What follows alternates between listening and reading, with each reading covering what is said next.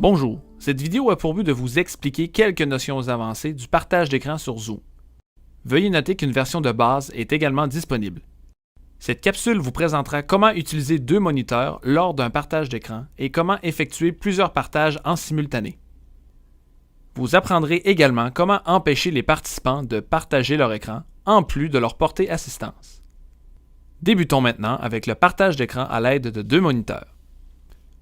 Lorsque vous partagez votre écran, la fenêtre d'affichage vidéo sera réduite, mais elle peut tout de même nuire à votre visibilité.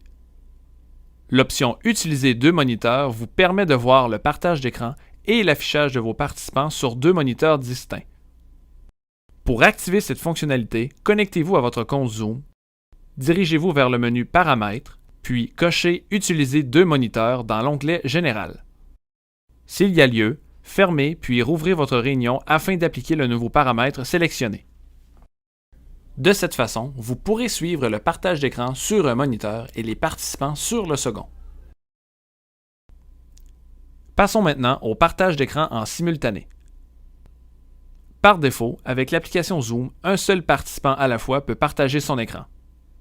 Toutefois, l'animateur peut autoriser plusieurs participants en même temps en choisissant cette option dans le menu « Partager l'écran ». Sélectionner plusieurs participants peuvent partager simultanément.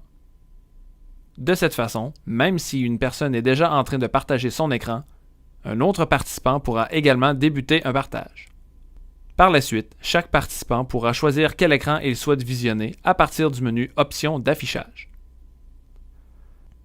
Si vous avez plusieurs moniteurs, tels qu'expliqué lors de la première méthode, vous pouvez afficher le contenu de deux présentateurs en simultané.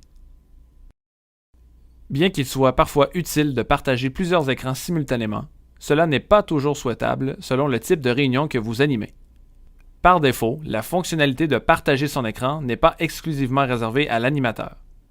Il est toutefois possible d'empêcher les participants d'effectuer cette action.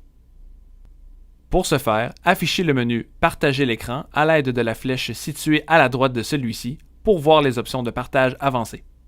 Dans ce menu, l'animateur peut sélectionner qui sera en mesure de partager son écran. En choisissant seulement l'hôte, les participants n'auront pas cette possibilité. De plus, si un participant est en cours de partage d'écran, il sera arrêté instantanément. Enfin, il est possible de porter assistance à un participant lors d'une réunion Zoom. Pour demander le contrôle de l'ordinateur, le participant doit d'abord partager son écran. Vous retrouverez ensuite l'option « Demander le contrôle à distance » dans le menu « Options d'affichage ». Des fenêtres de confirmation apparaîtront. Lorsque le participant approuvera, vous serez en mesure d'effectuer des manipulations sur son ordinateur à l'aide du clavier et de la souris dès le premier clic dans la fenêtre de l'application Zoom.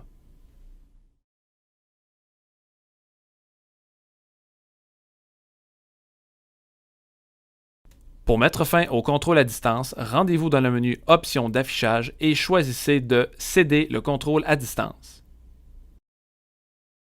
Nous espérons que cette capsule Fadio vous a été utile.